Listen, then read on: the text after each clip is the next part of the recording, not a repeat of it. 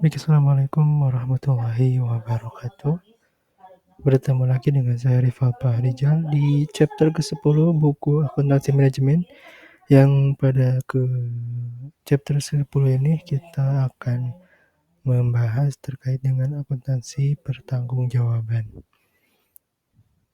Nah, pembahasannya sedikit saja. Jadi, akuntansi pertanggungjawaban itu adalah sistem akuntansi yang dirancang sedemikian rupa sehingga dapat mencatat dan melaporkan pendapatan, biaya, dan investasi yang timbul akibat pelaksanaan suatu aktivitas kepada manajer yang bertanggung jawab terhadap aktivitas tersebut. Jadi ada 3 ya, ada pendapatan, biaya, dan juga investasi dari suatu aktivitas perusahaan atau operasional. Nah, yang pertama ini adalah biaya. Jadi pusat biaya merupakan pusat pertanggungjawaban di mana manajer pusat biaya memiliki kendali atas biaya yang dikeluarkan dan otoritas untuk mengambil keputusan-keputusan yang mempengaruhi biaya tersebut. Dalam pusat biaya ada 2 metode dalam memberikan umpan balik. Nah, jadi yang dimaksud dengan pusat biaya itu adalah di mana manajer di pusat biaya ini punya otoritas, ya punya kekuasaan untuk mengambil keputusan-keputusan berkaitan dengan biaya seperti penekanan biaya, atau memperbesar biaya produksi, atau memperkecil biaya produksi, dan sebagainya.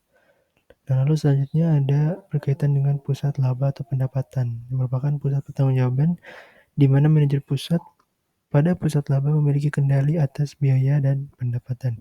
Jadi kalau tadi di pusat biaya itu hanya pada biaya saja pengendalian atau otoritasnya, nah pusat laba ini berotoritas juga pada pendapatan gitu, selain biaya.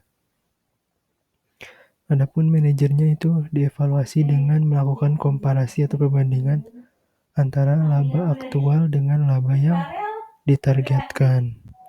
Selanjutnya, pusat investasi ya, merupakan pusat pertanggungjawaban di mana manajer pusat investasi memiliki kendali atas biaya, pendapatan, dan investasi dalam operasi.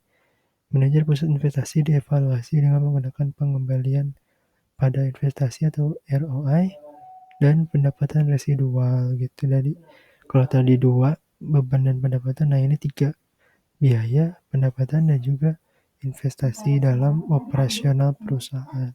Nah itu pembahasan di sesi ke-10 ini. Semoga bermanfaat. Wassalamualaikum warahmatullahi wabarakatuh.